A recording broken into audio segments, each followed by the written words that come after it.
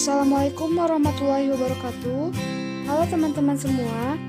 Kami dari kelompok 9 akan mempresentasikan hasil dari makalah yang kami buat yang berjudul Pedagogi Praktis. Di sini kami beranggotakan 2 orang. Yang pertama ada saya sendiri, Sylvi Rahmawati, dan ada teman saya yaitu Muhammad Fazar. Sebelum ke penjelasan pedagogi praktis, di sini saya akan menjelaskan terlebih dahulu sedikit tentang pedagogi. Secara bahasa, ilmu pendidikan atau pedagogi berasal dari bahasa Yunani, pedagogos, dan dalam bahasa Latin, paedagogus, yang berarti pemuda yang bertugas mengantar anak ke sekolah serta menjaga anak itu untuk bertingkah laku susila dan berdisiplin. Menurut Hendro Wibowo, pedagogik meskipun merupakan ilmu praktis namun memiliki 2 segi, yaitu teoritis dan praktis. Karenanya, pedagogik dibedakan menjadi pedagogik teoritis dan pedagogik praktis. Nah, di sini saya akan menjelaskan sedikit mengenai pedagogik praktis. Apa itu pedagogik praktis? Pedagogik praktis adalah pedagogik yang tertuju pada cara-cara bertindak, bergerak dalam situasi pendidikan tertuju pada pelaksanaan realisasi cita-cita atau ideal yang telah tersusun dalam pedagogik teoritis. Bila memperhatikan pada sistematika pedagogik dari M.J. Langenfeld, Majid Nur, dan J.M. Daniel, maka pedagogik praktis terbagi sebagai berikut. Yang pertama ada pendidikan sekolah. Pendidikan sekolah adalah pendidikan yang secara sengaja dirancang dan dilaksanakan dengan aturan-aturan yang ketat, seperti harus berjenjang dan berkesinambungan sehingga disebut pendidikan formal. Pendidikan sekolah terbagi menjadi administrasi sekolah, didaktik atau metodik, dan kurikulum. Menurut Bahtiar Rifai, terdapat 5 fungsi pendidikan sekolah, yaitu 1. Perkembangan pribadi, 2. Pembentukan kepribadian, 3. Transmisi kultural, 4. Integrasi sosial, dan yang terakhir ada inovasi. Pengertian dan ruang lingkup administrasi sekolah. Administrasi pendidikan dapat diartikan sebagai keseluruhan proses kerjasama dengan memanfaatkan semua sumber personil dan material yang tersedia dan sesuai untuk mencapai tujuan pendidikan yang telah ditetapkan secara efektif dan efisien. Administrasi pendidikan mempunyai ruang lingkup atau bidang garapan yang sangat luas. Secara lebih rinci, ruang lingkup administrasi pendidikan dapat diuraikan sebagai berikut. 1. Administrasi tata laksana sekolah. Hal ini meliputi organisasi dan struktur pegawai tata usaha, otorisasi anggaran belanja keuangan sekolah, masalah kepegawaian dan kesejahteraan personel sekolah, masalah perlengkapan dan perbekalan, keuangan dan pembukuannya. Yang kedua, administrasi personel guru dan pegawai sekolah. Hal ini meliputi pengangkatan dan penempatan tenaga kerja guru, organisasi personel guru-guru, masalah kepegawaian dan kesejahteraan guru, rencana orientasi bagi tenaga guru yang baru, dan in-service training dan upgrading guru-guru. 3. Administrasi peserta didik. Hal ini meliputi organisasi dan perkumpulan peserta didik, masalah kesehatan dan kesejahteraan peserta didik, penilaian dan pengukuran kemajuan peserta didik, bimbingan dan penyeluruhan bagi peserta didik. 4. Supervisi pengajaran.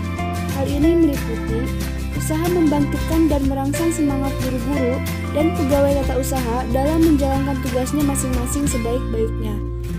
Usaha mengembangkan, mencari, dan menggunakan metode-metode baru dalam mengajar dan belajar yang lebih baik.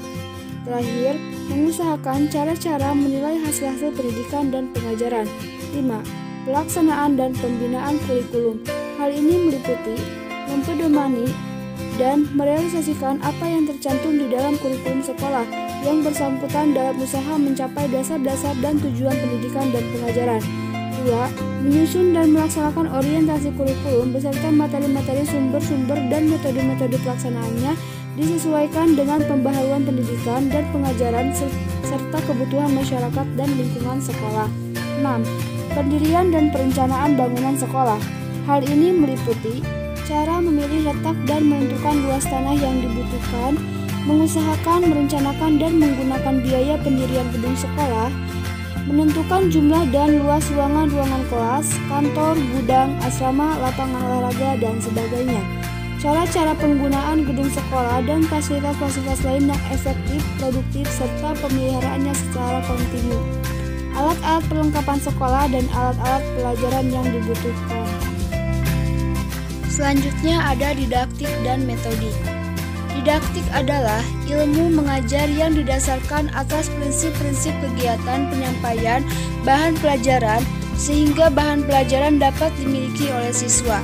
Dalam hal ini, ada interaksi antara guru dengan siswa dalam menyajikan materi pelajaran. Didaktik dibagi menjadi dua. Yang pertama ada didaktik umum dan yang kedua ada didaktik khusus. Didaktik umum memberikan prinsip-prinsip umum yang berhubungan dengan penyajian bahan pelajaran agar anak dapat menguasai sesuatu bahan pelajaran. Sedangkan didaktik khusus adalah membicarakan tentang cara mengajarkan mata pelajaran tertentu di mana prinsip didaktik umum digunakan. Didaktik khusus ini disebut juga metodik yang berarti mengajar, menyelidiki cara melakukan sesuatu prosedur. Selanjutnya ada metodik. Metodik adalah suatu cara dan siasat penyampaian materi pelajaran tertentu terhadap siswa agar siswa dapat memahami, mengetahui, dan menguasai materi yang diajarkan. Metodik juga terbagi menjadi dua, yaitu metodik umum dan metodik khusus. Metodik umum yaitu pengetahuan yang membahas cara-cara mengajarkan sesuatu jenis mata pelajaran tertentu secara umum. Artinya, hanya secara garis besar jalan pelajaran beserta kesulitan-kesulitan pada suatu mata pelajaran tertentu. Sedangkan metodik khusus adalah pengetahuan yang membentangkan cara-cara mengajarkan sesuatu jenis pelajaran tertentu secara mendetail. Yang selanjutnya ada kurikulum. Apa itu kurikulum? Menurut Komar Hamali, pengertian kurikulum dapat ditinjau dari dua sisi yang berbeda, yakni menurut pandangan lama dan pandangan baru. Pengertian kurikulum dari pandangan lama, atau juga sering disebut pandangan tradisional, merumuskan bahwa kurikulum adalah sejumlah mata pelajaran yang harus ditempuh murid untuk memperoleh ijazah. Sedangkan dalam pandangan baru, kurikulum bersifat luas, karena kurikulum bukan hanya terdiri dari atas mata pelajaran atau kursus, tetapi meliputi semua kegiatan dan pengalaman yang menjadi tanggung jawab sekolah. Selanjutnya ada pendidikan keluarga. Pendidikan keluarga adalah pendidikan yang berlangsung dalam keluarga yang dilaksanakan oleh orang tua sebagai tugas dan tanggung jawabnya dalam pendidik anak dalam keluarga. Pendidikan masyarakat. Pendidikan berbasis masyarakat atau PBM berdasarkan Undang-Undang Nomor 20 Tahun 2003 tentang Sistem Pendidikan Nasional. Peristiwa pendidikan yang berlangsung pada lingkungan masyarakat tergolong pada pendidikan non formal. Konsep PBM menurut Umberto C. Lending adalah dari masyarakat, oleh masyarakat, dan untuk masyarakat.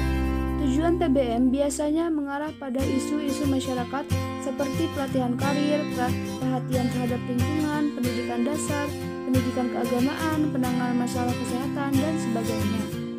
Kesimpulan dari presentasi kali ini yaitu pedagogik praktis adalah pedagogik yang tertuju pada cara-cara bertindak, bergerak dalam situasi pendidikan tertuju pada pelaksanaan realisasi cita-cita atau ideal yang telah tersusun dalam pedagogik teoritis.